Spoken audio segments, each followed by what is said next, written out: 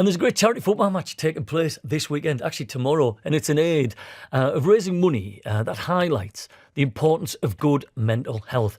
Now, the North East Elite take on the UK All-Stars, and both teams comprise of primary school teachers.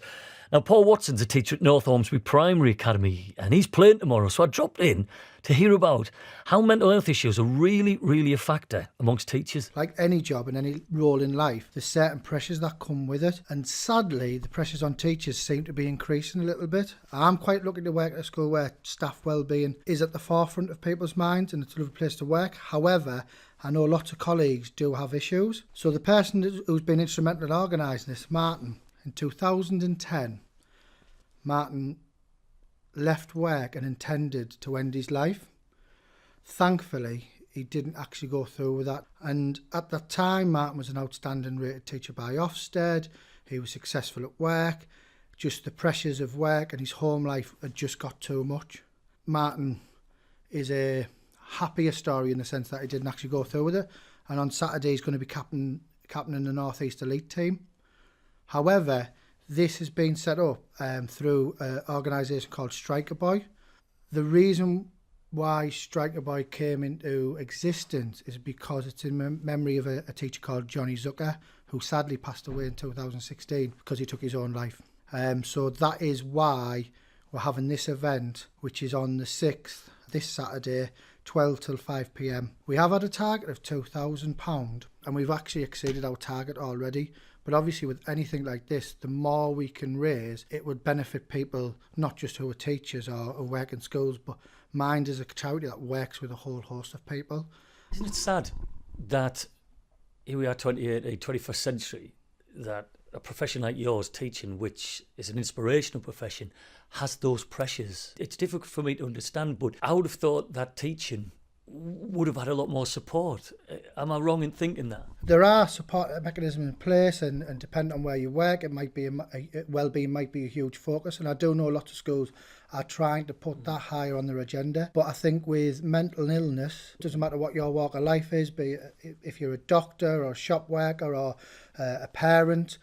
Nobody's immune to any sort of mental illnesses. It's not that education is isolated and being affected by this, but it is on the rise. There is a statistical data that shows that more teachers are actually committing suicide, which is why, as a group of people, that teachers have decided to try and do a positive action towards helping. What are the things that sort of weigh you down the most? I think the main pressures are just the workload. It's not a 9 to 3 job, which some people may think it is. There are external pressures such as the need to get results, Ofsteds, government accountability. All these things do add to the job. The job isn't just spending your day teaching children, which is a fantastic and lovely part of the job.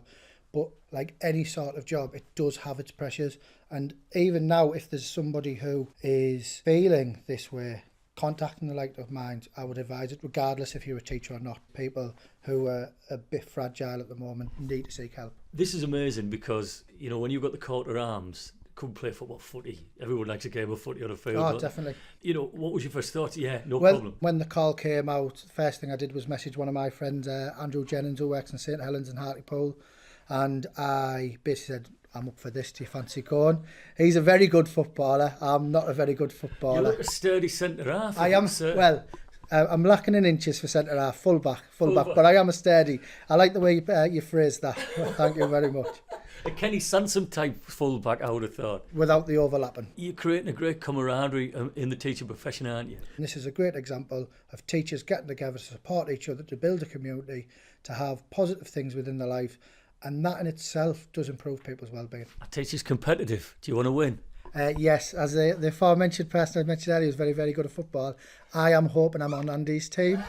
What colour's the strips? Are you going to be playing Borough Red? No, it's white and green. The purposely didn't go with any of the North East teams. So no black and white, no red and white, no red. I'm a Hartlepool fan, so they didn't even do it blue. So yeah.